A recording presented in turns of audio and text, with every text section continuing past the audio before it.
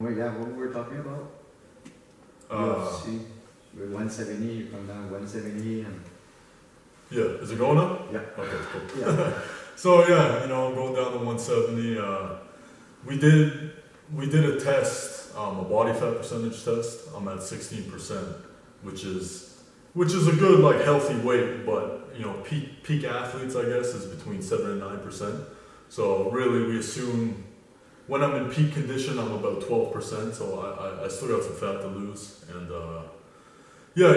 frame wise, you look at my frame.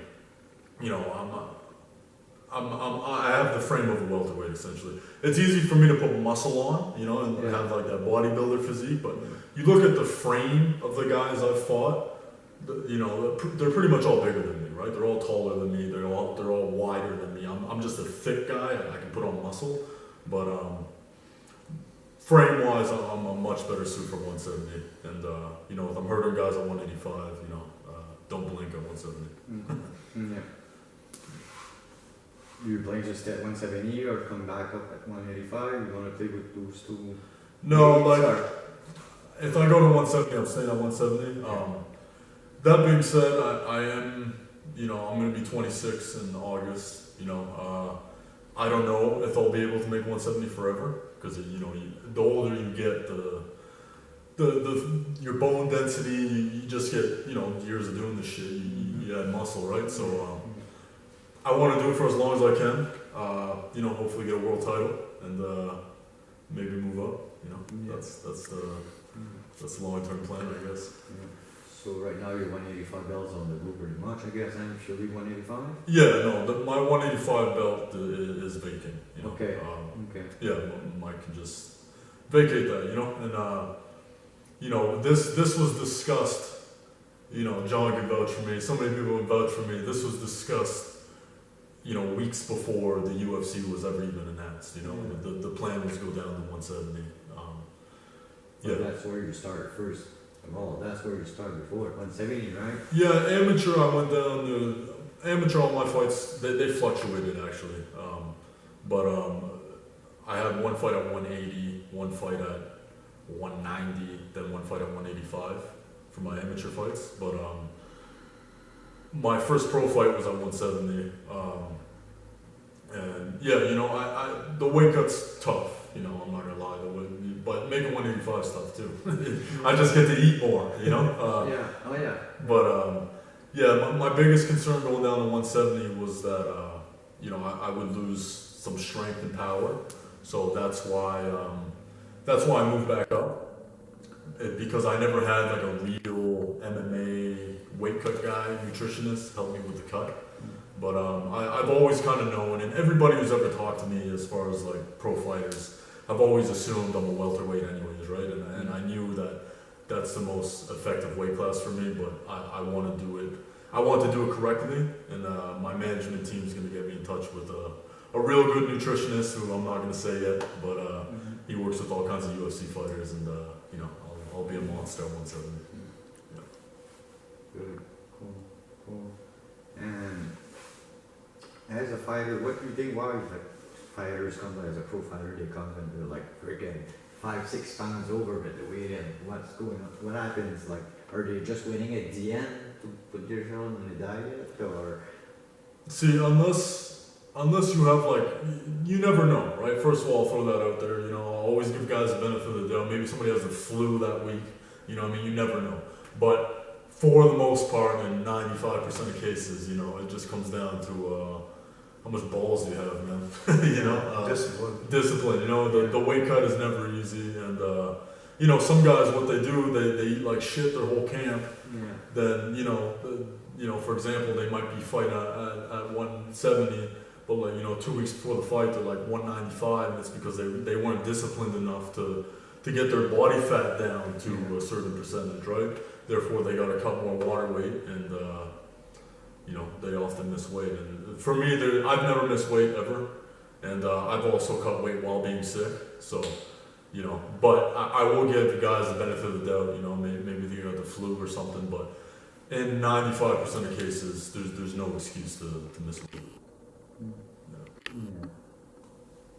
Is it 5-6 pounds over sometimes? It's a lot.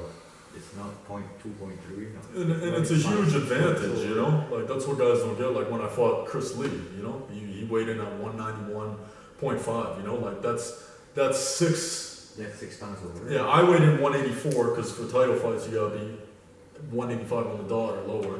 So, you know, I cut 7.5 pounds more than him, you know what I mean? Like, that's just water, you know? And, you know, that's... They're saying a lot of guys are purposely missing weight, and that's like the new way of cheating, right? Because they're like, oh, I'll give away 20% of my purse, but I'm heavier than the guy, right? I got the advantage that way, right? Luckily for me, it didn't work out for Chris, but it, you know, it's yeah. There's no excuse for missing weight. So professional. You know, there was a lot of trash talking and the weigh in and stuff. What did you tell him after the fight at the end? Well, after the fight, he did apologize to me. You know, we shook hands and whatever, right? So that's why I'm not gonna go too much in depth about it. But it, and I won too, right? That main purpose I won. I didn't eat a single shot in that fight, you know. Yeah, so flawless. yeah, it was a flawless victory. But yeah, there's no excuse for missing weight, man. You know, that's it comes down to discipline and hard and. You know, how serious you take this, you know. Like I said, I've never missed weight ever, you know. I've had some brutal weight cuts at times, but, you know, I'll suck it up and show up on weight on time, you know. Sorry. Let that go for a second. So right now you're getting ready. Are you getting ready for UFC just in case you get called? Or? Yeah, so my management team is in touch with them now. From my knowledge, they haven't, from what I'm being told, they haven't started even building the card yet. No. Because it's still late October, right? And it's the UFC, right? Like, but we are in touch. We are trying to get on that card, essentially. Yeah. You gotta be, I'm pretty sure. So I did all the fight card already, and there's 2 till the end of September. And there's no fighter on the card yet. Yeah. 2 fight cards, and there's 2 days already out. Yeah, I mean, maybe the ones in September, like, maybe some fighters are aware, but the UFC hasn't announced it yet. But like I said, it's a UFC, right? Like, everybody's gonna jump on the opportunity to be on a fight card anyways, right? And they know that, so, you know, as long as you get like a 3 month heads up, you know, even 2 months. Do you think you would have enough time to get ready for? Yeah. You know, I don't know. I'm asking. I'm not a fighter. I don't train either, so. Yeah. Ideally, like really ideally, I'd like, you know, I'd say like a 12 weeks heads up. Ideally, best case scenario, because 8 weeks is when I start my camp. So then 12 weeks I can do a little, you know, there's a whole training phase that I do, right? So if I had 12 weeks, then I basically do a phase where I prepare for my 8 weeks, you know. But at the end of the day, man, you know. Yeah, you want to be ready. You don't want to bring your score either. I mean, you're 6-0, and then make sure 3-0. Yes, sir. That's what I always remember. We make so much interview, like 4, 5, 6 interview, and we've been talking about everything. And I changed website, so I lost every interview I got with you. I would go far away, messenger, or they would get all them back again there. Okay. But I got your video, so I got all them on YouTube, and that was that. Cool. No, I've been following you for a long time. I remember, and Stephen Williams and all that was saying, that guy, he's gonna make it to the UFC. Freak, he's good, and all that. Who's that? Christien Savoie was the first time. And Stephen actually messaged me a couple days ago and just told me to keep my head up and keep out all this, you know, BS going on there. So you're what now? 25? 25. Yeah. I'll be 26 at the end of August. And you start training with John at 12 years old. Yeah, that's when we. So I used to do taekwondo and run a taekwondo gym, and he came to me when he was already a black belt. But I used to run a really competitive gym, just for tournaments and stuff like that. So he came and trained with me and got to second degree black belt. And then he went into MMA, looking for MMA when he was about 15. Yeah, about 14, 15, yeah. And I did the same thing, right? About 12 years ago, started training BJJ and Muay Thai, anything I get my hands on, trying to learn. You got him at 12 years old. Yeah, but then we met up again. So you must be proud of him where he is now. Oh, like all the women, you've been proud of him because you see every day. Well, he's so Like- he's so focused. I mean, he's young, but he's so professional and focused on what he's doing. Like, you know, so many people that want to jump to the UFC right away. You know, and you only get 2, maybe 3 fights, and if you lose, it's so much harder to get back in the second time. So yes, it's just he's so smart and picking the right fights, the right time, making sure he's ready. Yeah. And no, so I wish I had a gym full of him, right? But he's, I mean, and that's better right now. And he's a good ambassador too. You know, like some guys just like the glory. You know, I'm an MMA fighter. They got all the MMA stuff on, and you know, going out to the bars, and you know, just they don't have the right lifestyle for it, right? But him, he's like a great ambassador. Like, Yeah, it's been called 2 times already. oh, So there's no lucky there. You don't say to yourself, I'm lucky fucking calling me already 2 times. You're not lucky. You've been working your ass for it. I think you deserve to be there. You're young. and that's part of it too with MMA. It's not just fighting. You got you know sponsors. You got to get your sponsorship and make sure you're giving your shout outs to them.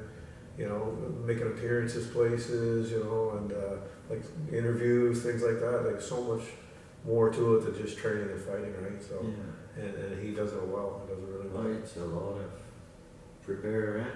Yeah, well, yeah, and like John said, you know, I feel so many guys and they think it's just fighting, you know what I mean? And I'm very aware that although I'm fighting, what I really get paid for is to put butts in seats at my events, right? So I always keep that in mind, right?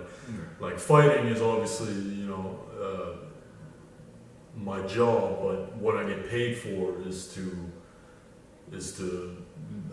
make the promotion money by making people buy tickets, right? So I'm always aware of that, and that's why I do my best to do things like this and advertise on social media and stuff like that.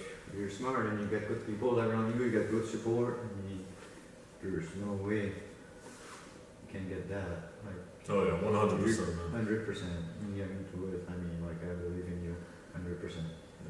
And that's why, you know, I appreciate having guys like John and my other coaches. And, you know, I'm still a young 25-year-old guy, you know. People piss me off sometimes, and I get into, you know, heated arguments, and I got guys like these guys who, you know, are all like family to me, and, you know, they keep me grounded, and it's important for me to have a team like that, you know. Yeah. But it's not hard to put people jealous or make them talk.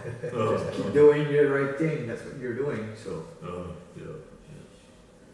Every time you do something right, of course you're gonna make people talk, and you're gonna get them jealous and this and that. It's okay. Smile. It's like being a celebrity, Yeah. but you fight. Yeah. It's exactly being a celebrity, you know. Everybody loves you, everybody hates you, you know. Like you have your support, you have people that. At the end, you're the winner Yeah. because you focus always on yourself. Like you don't start with that bullshit. Bullshit makes part of the life, no matter where you wanna live. We see in big town, we don't hear that. In Montreal, in Toronto, we don't hear all that bullshit. People take care of their own bullshit, but And we don't know what's going on between families. Or we're all human. I mean, like. And that's, you know, we speak about that, man. Like the Maritimes, man. There's just like so much BS. You know, it's like everybody's trying to compete against each other rather than trying to build each other up. You know, like for example, Adam Burke. I hope he gets signed to the UFC, even if I don't. Sean Wallace. You know, I don't know him as well, but you know, we trained together once. He seems like a solid guy. You know, I hope he makes it too. Yeah. You know what I mean? Yeah. I hope all my fellow Maritimers make it. Yeah. You know, even if I did it. You know what I mean? This isn't competition for me between my fellow, you know, Maritimers. You know, I want to support these guys. You know, Like it's crazy. UFC is big. It's the big promotion in the world, and like they go province and country to country. So I mean, like New Brunswick's first time here. I think everybody should help each other and make a team each other and go and fight against other people from. There's a lot of people in this world. You don't have to fight with the guys from next door. No. Not at all. Yeah. And that's the way you're doing. You're doing good. I mean, like, just focus on yourself and do the right thing like you've been doing all. You're going to be freaking out. There you go. And like, you start with him like he was 12 and now you see him. Yeah. No, he's always had that, like you said, the game plan, you know. Because, you know, sometimes we'll get a call about an opportunity and I'm like, yeah, let's do it. And, you know, I'm so excited, you know, just for the opportunity. But then he's like, no, step by step. I'm like, you know, he keeps me grounded too, you know. Oh 'Cause yeah. it's easy to like, somebody calls, hey, you know, like fight this guy or go here, and it's just for your first instinct, yeah, right? Yeah. So no, he's very, very smart that way. It's like, no, step by step, you know, don't go Yeah. too far, too Good fast. shape, so you never smoke, you don't drink, you don't smoke. No. You eat good. All the food you put on Facebook. That's the thing with me, man. Like this is a lifestyle for me. You know, I'm not perfect. You know, after fights, I'll have my triple bacon cheeseburgers. You know, but you know, that's only a short period of time. You know, for me, it's a lifestyle. You know, and not only a lifestyle. You know, like I like being that martial artist per se. You know what I mean? I'm the type of guy who will meditate by a lake, as cheesy as that may sound. But you know, I really believe in. I've always had like that martial artist in me. You know, and I try to always keep that in mind. You know. Yeah, it's not just physical, right? It's mental, psychological too. It's not just spiritual, Mm-hmm. not just the body. Yeah. You're single too, can train. You're still single? No, I got a girlfriend. Yeah. Oh, you got a But, girlfriend now? She supports me, and Yeah. at the end of the day, I would never date somebody who doesn't support me, right? Yeah. It's, like I said, this is who I am, right? No, I mean, it's your life. That's what Yeah. you want to do since you've been young. And And it's like if I were to date somebody and they can't accept this, it's like, well, then you can't accept me. You know, Yeah. 'cause this is who I am. Right? it's your dream. You can't break somebody else's dream. And you're not doing anything wrong. No. You're not getting someone and getting drunk and party and go whatever, spend your money on pouring machine in casino, whatever. Yeah, she knows where you're at, right? She knows Yeah, I you're in mean, the gym. like, you train, you're in good shape, and Yeah, no.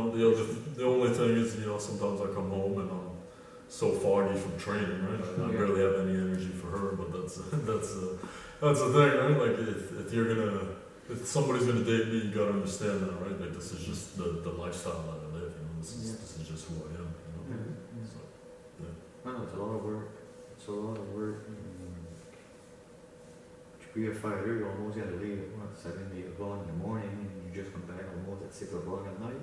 I mean, if you count, I don't know how it works, but I mean, if I count like 2 hours to go to some building, whatever, train in the gym, and then another 2 hours to go to your jiu-jitsu, and 2 hours, I don't know how it works. Is that way, or like you got pretty much everything all at Maybe once? travel too, right? You do everything pretty much, jiu-jitsu, judo, taekwondo, and everything. So yeah, people don't understand, right? Like for me, anyways, it's a full-time job, right? Like it's Yeah. it's more than a full-time job because like, you know, I'll go train for 2 hours. You know, I'll come home. I gotta make my food. I gotta eat a certain way. Sometimes I'll take a nap because that's necessary for me, right? You know, and everything I try to do. And don't get me wrong, you know, I've learned. There's something I learned. I'm too crazy. yeah, I go too far into it, so sometimes it's good for me to just watch a movie, you know, go with my friends, something, right? Because I'll go crazy.